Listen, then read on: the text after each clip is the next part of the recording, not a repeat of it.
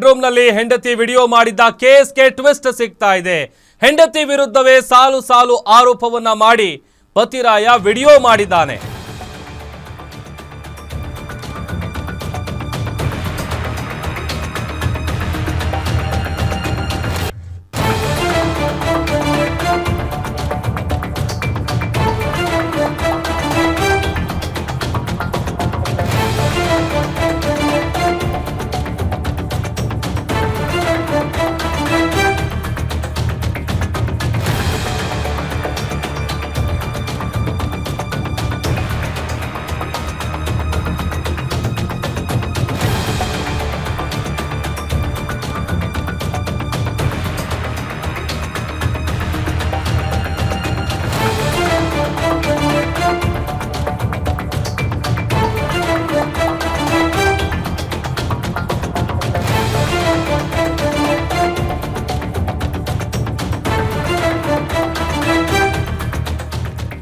ಬೆಡ್ರೂಮ್ನ ಖಾಸಗಿ ಕ್ಷಣದ ವಿಡಿಯೋ ಮಾಡಿ ಗಂಡ ಸ್ನೇಹಿತರಿಗೆ ಕೊಡ್ತಿದ್ದ ಅಂತ ಮಹಿಳೆಯ ಆರೋಪಕ್ಕೆ ಆಕೆಯ ಪತಿ ತಿರುಗೇಟನ್ನ ಕೊಟ್ಟಿದ್ದಾನೆ.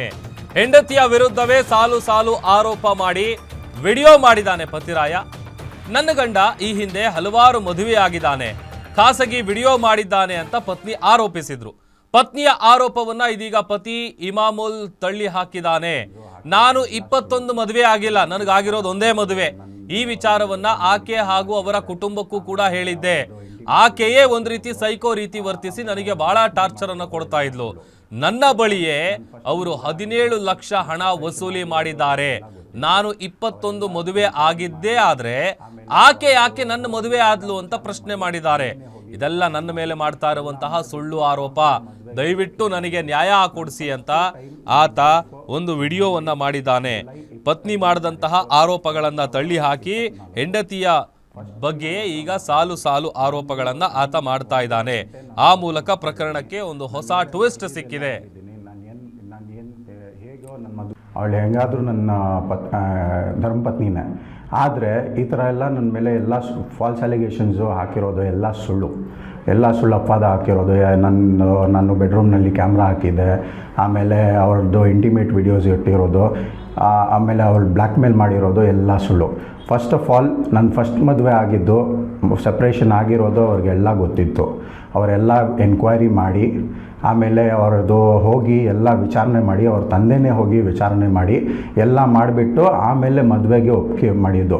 ನಾನು ಫಸ್ಟ್ ಟೈಮ್ ನನ್ನ ವೈಫು, ನನ್ನ ಹೆಂಡತಿ ಜುಲೈ 25ನೇ ತಾರೀಕು 2024 ಫಸ್ಟ್ ಟೈಮ್ ಅವಳ ಹತ್ರ ಮಾತಾಡಿದ್ದು. ಒಂದೂವರೆ ಗಂಟೆ ನಾನು ಅವಳ ಹತ್ರ ಮಾತಾಡಿದ್ದೀನಿ. ನನ್ನ ಮೇಲೆ ನಡೆದಿದ್ದೆಲ್ಲ ಹೇಳಿದ್ದೀನಿ.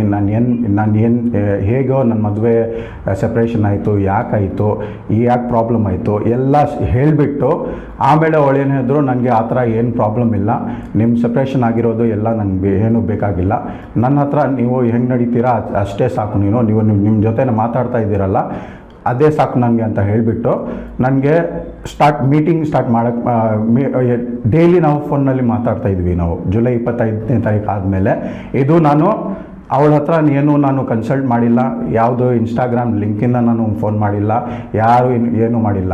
ಮ್ಯಾರೇಜ್ ಬ್ರೋಕರ್ ಇಂದ ನನಗೆ ಅದು ಸಂಬಂಧ ಬಂದಿತ್ತು.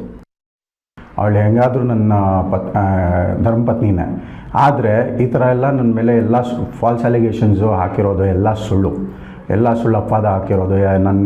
ನಾನು ಬೆಡ್ರೂಮ್ನಲ್ಲಿ ಕ್ಯಾಮ್ರಾ ಹಾಕಿದ್ದೆ, ಆಮೇಲೆ ಅವ್ರದ್ದು ಇಂಟಿಮೇಟ್ ವಿಡಿಯೋಸ್ ಇಟ್ಟಿರೋದು, ಆಮೇಲೆ ಅವಳು ಬ್ಲ್ಯಾಕ್ ಮೇಲ್ ಮಾಡಿರೋದು ಎಲ್ಲ ಸುಳ್ಳು. ಫಸ್ಟ್ ಆಫ್ ಆಲ್ ನನ್ನ ಫಸ್ಟ್ ಮದುವೆ ಆಗಿದ್ದು, ಸಪ್ರೇಷನ್ ಆಗಿರೋದು ಅವ್ರಿಗೆಲ್ಲ ಗೊತ್ತಿತ್ತು. ಅವರೆಲ್ಲ ಎನ್ಕ್ವೈರಿ ಮಾಡಿ ಆಮೇಲೆ ಅವ್ರದ್ದು ಹೋಗಿ ಎಲ್ಲ ವಿಚಾರಣೆ ಮಾಡಿ, ಅವ್ರ ತಂದೆನೇ ಹೋಗಿ ವಿಚಾರಣೆ ಮಾಡಿ ಎಲ್ಲ ಮಾಡಿಬಿಟ್ಟು ಆಮೇಲೆ ಮದುವೆಗೆ ಒಪ್ಪಿಗೆ ಮಾಡಿದ್ದು. ನಾನು ಫಸ್ಟ್ ಟೈಮ್ ನನ್ನ ವೈಫು, ನನ್ನ ಹೆಂಡತಿ ಜುಲೈ 25ನೇ ತಾರೀಕು 2024 ಫಸ್ಟ್ ಟೈಮ್ ಅವಳ ಹತ್ರ ಮಾತಾಡಿದ್ದು. ಒಂದೂವರೆ ಗಂಟೆ ನಾನು ಅವಳ ಹತ್ರ ಮಾತಾಡಿದ್ದೀನಿ. ನನ್ನ ಮೇಲೆ ನಡೆದಿದ್ದೆಲ್ಲ ಹೇಳಿದ್ದೀನಿ. ನಾನು ಹೇಗೋ ನನ್ನ ಮದುವೆ ಸೆಪ್ರೇಷನ್ ಆಯಿತು, ಯಾಕಾಯಿತು, ಯಾಕೆ ಪ್ರಾಬ್ಲಮ್. ಈ ಬಗ್ಗೆ ಮತ್ತಷ್ಟು ಡೀಟೇಲ್ಸ್ ಅನ್ನ ಕೊಡ್ತಾರೆ ನಮ್ಮ ಪ್ರತಿನಿಧಿ ಎಸ್ ಕೆ ಮಂಜುನಾಥ್ ದೂರವಾಣಿ ಸಂಪರ್ಕದಲ್ಲಿ ಜಾಯ್ನ್ ಆಗಿದ್ದಾರೆ. ಮಂಜುನಾಥ್, ಒಂದ್ ಕಡೆ ಪತ್ನಿ ಮಾಡ್ತಾ ಇರುವಂತ ಆರೋಪವನ್ನ ಪತಿ ತಳ್ಳಿ ಹಾಕ್ತಾ ಇದ್ದಾನೆ, ಪತ್ನಿಯ ವಿರುದ್ಧನೇ ಸಾಲು ಸಾಲು ಆರೋಪವನ್ನ ಮಾಡ್ತಾ ಇದ್ದಾರೆ. 17 ಲಕ್ಷ ನನ್ನಿಂದನೇ ವಸೂಲಿ ಮಾಡಿದ್ದಾರೆ ಅಂತ. ಯಾವ್ದು ನಿಜ, ಯಾವ್ದು ಸುಳ್ಳು, ಏನ್ ಡೀಟೇಲ್ಸ್ ಗೊತ್ತಾಗ್ತಾ ಇದೆ ಮಂಜುನಾಥ್? ಪುಟ್ಟೇನಹಳ್ಳಿ ವ್ಯಾಪ್ತಿಯಲ್ಲಿ ದಾಖಲಾಗಿರ್ತಕ್ಕಂತ ಈ ಒಂದು ಘಟನೆ ಏನು ತನ್ನ ಬೆಡ್ರೂಮ್ ನಲ್ಲಿ ತನ್ನ ಅಶ್ಲೀಲ ವಿಡಿಯೋಗಳನ್ನ ಚಿತ್ರೀಕರಿಸಿ ಆತನ ಸ್ನೇಹಿತರೊಂದಿಗೆ ಮಂಚವನ್ನ ಹಂಚ್ಕೊಳ್ಬೇಕು ಅಂತಕ್ಕಂತ ಒಂದು ಒತ್ತಡವನ್ನ ಪತಿ ಆಗ್ತಾ ಇದ್ದಾರೆ ಅನ್ನೋ ನಿಟ್ಟಿನಲ್ಲಿ ಪುಟ್ಟೇನಹಳ್ಳಿ ಪೊಲೀಸ್ ಠಾಣೆಯಲ್ಲಿ ಒಬ್ಬ ಸಂತ್ರಸ್ತೆ ಒಂದು ದೂರನ್ನ ದಾಖಲು ಮಾಡಿದ್ರು. ಅದಕ್ಕೆ ಸಂಬಂಧಪಟ್ಟಂತೆ ಈಗಾಗಲೇ ಪುಟ್ಟೇನಹಳ್ಳಿ ಪೊಲೀಸ್ ಠಾಣೆಯಲ್ಲಿ ಒಂದು ಪ್ರಕರಣ ದಾಖಲಿಸಿಕೊಂಡು ತನಿಖೆಯನ್ನ ಕೈಗೊಳ್ಳಲಾಗಿದೆ. ಇದರ ನಡುವೆ ಆಕೆಯ ಪತಿ ಇಮಾಮುಲ್ಲಾ ಅಂತಕ್ಕಂತ ವ್ಯಕ್ತಿ ಒಂದು ವಿಡಿಯೋವನ್ನ ರಿಲೀಸ್ ಮಾಡಿರ್ತಕ್ಕಂಥದ್ದು. ಅದು ಏನಂತಂದ್ರೆ, ನಾವು ಇಬ್ಬರು ಸಹ ಅಂದ್ರೆ ಲವ್ ಮಾಡಿ ಮದುವೆ ಆಗಿದ್ವಿ, ಆಕೆಗೆ 17 ಲಕ್ಷ ರೂಪಾಯಿ ಖರ್ಚು ಮಾಡಿದ್ದೇನೆ, 13 ಲಕ್ಷ ರೂಪಾಯಿಯ ಒಂದು ಚಿನ್ನಾಭರಣವನ್ನ ಕೊಡಿಸಿದ್ದೇನೆ. ಆಕೆ ಮದುವೆ ಆದಂತ ಹೊಸದರಲ್ಲಿ ತನ್ನ ತಂದೆ ತಾಯಿ ಮೇಲೆ ಒಂದು ಬೈಯೋದಿರ್ಬೋದು, ಅಲ್ಲೇ ಮಾಡ್ತಕ್ಕಂಥದ್ದು ಇವೆಲ್ಲವನ್ನ ಸಹ ಮಾಡ್ತಾ ಇದ್ರು. ಹೊಂದಾಣಿಕೆ ಇರ್ಲಿಲ್ಲ.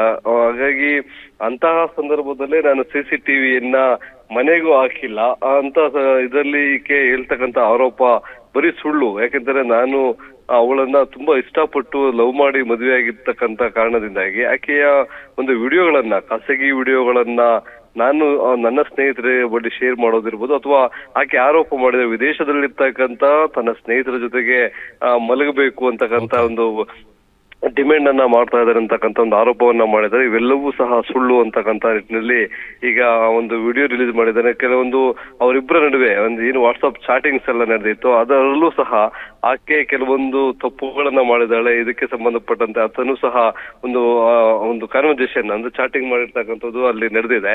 ಹೀಗಾಗಿ ಈತ ಈ ಒಂದು ದೂರನ್ನು ದಾಖಲು ಮಾಡೋದಕ್ಕೂ ತನ್ನ ವಿರುದ್ಧ ಏನು ಇಲ್ಲ ಸಲ್ಲದಂತ ಆರೋಪಗಳನ್ನ ಮಾಡಿ ಒಂದು ಸುಳ್ಳು ದೂರು ದಾಖಲು ಮಾಡಿದೆ ಅಂತಕ್ಕಂಥ ನಿಟ್ಟಿನಲ್ಲಿ ತನ್ನ ವಿಡಿಯೋದಲ್ಲಿ ಆತ ಒಂದು ಹೇಳ್ಕೊಂಡಿದ್ದಾನೆ. ಈಗ ಏನು ಪೊಲೀಸರು ಒಂದು ತನಿಖೆಯನ್ನ ಕೈಗೊಂಡಂತ ಸಂದರ್ಭದಲ್ಲಿ ಈಗ ಆಕೆಯನ್ನ ಕರ್ಕೊಂಡು ಹೋಗ್ಬೇಕು, ಮನೆಯಲ್ಲಿ ಒಂದು ಮಹಜರು ಪ್ರಕ್ರಿಯೆಯನ್ನ ಮಾಡ್ಬೇಕು, ಆತ ಎಲ್ಲಿ CC ಕ್ಯಾಮೆರಾವನ್ನ ಹಾಕಿದ್ದ ಅನ್ನೋದ್ರ ಬಗ್ಗೆ ಒಂದು ಪರಿಶೀಲನೆ ಮಾಡ್ಬೇಕಾಗುತ್ತೆ. ಅದಕ್ಕೆ ಸಂಬಂಧಪಟ್ಟಂತೆ ಇಮಾಮುಲ್ಲಾ ಪತ್ನಿ ಏನು ಇತರ ಮೇಲೆ ಆರೋಪವನ್ನ ಮಾಡ್ತಾ ಇದ್ದಾರೆ, ಆಕೆಯೂ ಸಹ ಇದಕ್ಕೆ ಸಂಬಂಧಪಟ್ಟಂತ ಕೆಲವೊಂದು ದಾಖಲೆಗಳನ್ನ, ಟೆಕ್ನಿಕಲ್ ಎವಿಡೆನ್ಸ್ ಅನ್ನ ಅಲ್ಲಿ ಪೊಲೀಸರ ಮುಂದೆ ಪ್ರೊಡ್ಯೂಸ್ ಮಾಡ್ಬೇಕಾಗುತ್ತೆ. ಯಾಕಂದ್ರೆ ಒಂದು ಆರೋಪ ಮಾಡದಂತ ಸಂದರ್ಭದಲ್ಲಿ ಅದಕ್ಕೆ ಬೇಕಾದಂತ ಸಾಕ್ಷಿಗಳನ್ನ ಒದಗಿಸೋದು ಕೆಲವೊಮ್ಮೆ ದೂರದಾರರ ಒಂದು ಕೆಲಸ ಆಗಿರುತ್ತೆ. ಈಗ ಏನು ಬೆಡ್ರೂಮ್ ನಲ್ಲಿ ಒಂದು CC ಕ್ಯಾಮೆರಾವನ್ನ ಹಾಕಿದ್ದ, ಈ ಗಂಡ ಹೆಂಡತಿ ಒಂದು ಮಲಗಿರುದಿರ್ಬೋದು ಅಥವಾ ಆಕೆ ಅಶ್ಲೀಲ ಒಂದು ದೃಶ್ಯಗಳನ್ನ ಸೆರೆ ಹಿಡಿದಿದ್ದ ಅನ್ನೋದಕ್ಕೆ ಸಂಬಂಧಪಟ್ಟ ಹಾಗೆ ಈಗ ಪೊಲೀಸರು ತನಿಖೆಯನ್ನ ಕೈಗೊಳ್ತಾ ಇದ್ದಾರೆ. ತನಿಖೆಯ ವೇಳೆ ಗೊತ್ತಾಗುತ್ತೆ ಯಾರು ಇಲ್ಲಿ ಸುಳ್ಳು ಹೇಳ್ತಾ ಇದ್ದಾರೆ, ಯಾರು ವಿನಾಕಾರಣ ಹೋಗಿ ಆರೋಪ ಪ್ರತ್ಯಾರೋಪಗಳನ್ನ ಮಾಡ್ತಾ ಇದ್ದಾರೆ ಅನ್ನೋದು ಮುಂದಿನ ದಿನಗಳಲ್ಲಿ ಬೆಳಕಿಗೆ ಬರಲಿದೆ. ಪ್ರಭು, ಓಕೆ, ಥ್ಯಾಂಕ್ ಯು ಮಂಜುನಾಥ್ ನಿಮ್ಮೆಲ್ಲ ಡೀಟೇಲ್ಸ್ಗಾಗಿ.